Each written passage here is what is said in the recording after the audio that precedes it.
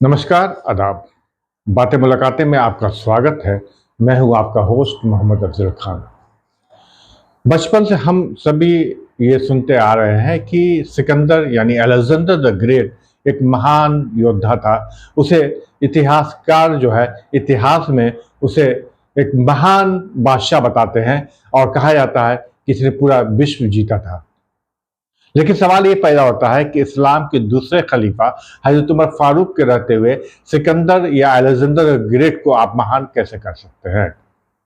हम इसके लिए यह है कि ऐतिहासिक तथ्य देखने होंगे और उसके बाद आपको फैसला करना होगा कि अलेक्जेंडर द ग्रेट महान था या हजरत उमर फारूक।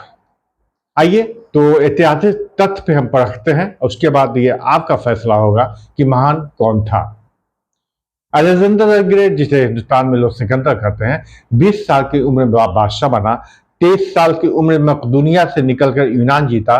उसके बाद वो तुर्की का रुख गया और उसके बाद ईरान, शाम, यरूशलेम, मिस्र और फिर हिंदुस्तान आया और वहाँ पोरस की लड़ाई में जीता। और मकरान से वापसी जब कर रहा था तो उसे बुखार हुआ और 323 बीसी में उसकी मृत्यु हो गई।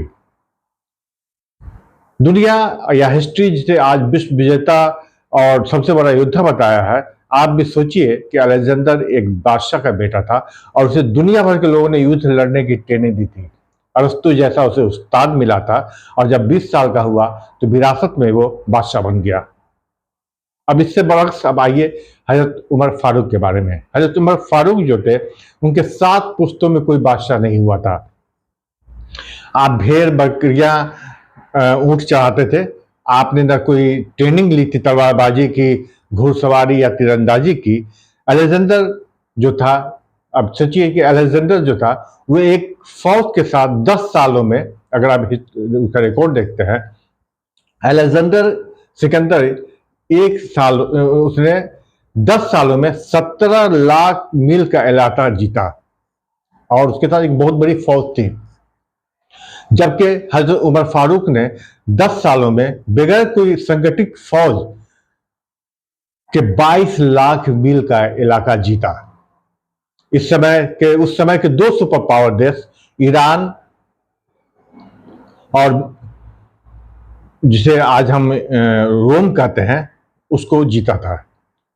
आप देखिए, अंदाजा कीजिए कि 10 सालों में अलेक्जेंडर ने 17 लाख मील मुरब्बा जीता था, जबकि वहीं हजरत उमर फारूक ने 22 लाख मील का एरिया जीता था और उसमें उस वक्त 2 सुपर पावर रोम और ईरान को भी जीता था। अच्छा, युद्ध के दौरान अलेक्जेंडर ने कई फौजी अफसरान का कत्ल करा दिया और उसके खिलाफ फौज ने बगावत भी की थी और हिंदुस्तान में उसकी फौज ने उसका हुक्म मानने से इनकार कर दिया था।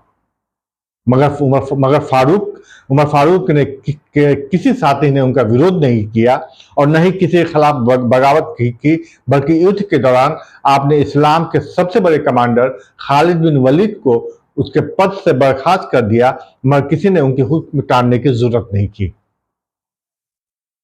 अलेक्जेंडर ने जो 17 लाख मील का एरिया जीता था, उसके मरने के बाद वो क्षेत्र उससे हाथ से निकल गया, यानी उसके पर उसकी हुक्मरानी नहीं थी। और सबसे बड़ी बात, वो दुनिया को कोई सिस्टम नहीं दे पाया, जबकि उमर फारूक दुनिया के एक ऐसे दुनिया की हुकूमत के दौरान उन्होंने दुनिया को ऐसे सिस्टम दिए जो आज भी पूरी दुनिया में लागू है। आपने तरावी की नमाज शुरू कराई, आपने शराब पीने वाले की सजा कैद की, हिजरी कैलेंडर की शुरुआत की, जेल का प्रारूप तैयार किया, पुलिस विभाग की शुरुआत की, सिंचाई का बंदोबस्त किया, फौजी छावनियां बनाई। आपने दुनिया में पहली बार दूध पीते बच्चे, बेसहारा बेसहारा विधवाओं के लिए वजीफा मुकर्रर किया। आपने दुनिया में पहली बार हुक्मरानों को सरकारी अफसरों की संपत्ति की जांच जनता के सामने बताने का रूपरेखा दिया। आपने पहली बार दुनिया के हुक्मरान वर्ग को अकाउंटेबिलिटी यानी जवाबदेही की शुरुआत की। जब किसी को सरकारी ओहदे पर रखते थे तो उसके सभी जमीन, जायदाद और पूंजी संपत्ति का ब्यौरा रखते थे और जब पोस्ट से हटता था तो उससे संपत्ति में अधिक बढ़ोतरी होती थी तो उसको जांच करते थे। आप खुद बहुत सादा जिंदगी गुजारते थे और जब आपकी मौत हुई तो आप कर्जदार थे और आपका मकान बेचकर खर्च अदा किया। सोचिए, हज़रत उमर फारूक जो कि पूरे आलम इस्लाम के खलीफा थे और वो कर्ज में डूबे हुए थे। अब मेरा दुनिया भर के इतिहासकारों को दावत देता हूं कि वो अलेक्जेंडर और हजरत उमर फारूक के सामने रखकर देखें। और अलेक्जेंडर जो है, हजरत उमर फारूक एक पहाड़ के सामने है और उनके सामने जो अलेक्जेंडर है एक कंकरी दिखाई देगा। अलेक्जेंडर की बनाई गई सल्तनत उसकी मृत्यु के 5 साल बाद खत्म हो गई। जितना उसने एरिया जीता था हो गई। जब उमर फारूक ने अपने दौर में जिस क्षेत्र को जीता वहां आज भी इस्लाम का नाम है।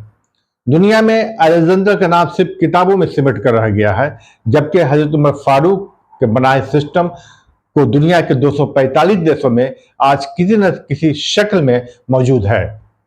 आप जब भी किसी डाकखाने से कोई खत निकलता है, पुलिस का कोई सिपाही वर्दी पहनता है, कोई फौजी जवान 6 महीने बाद छुट्टी पे जाता है, या हुकूमत किसी बच्चों को विधवे को वजीफा देती है, तो वह समाज या सोसाइटी हजरत उमर फारूक को महान मान लेती है।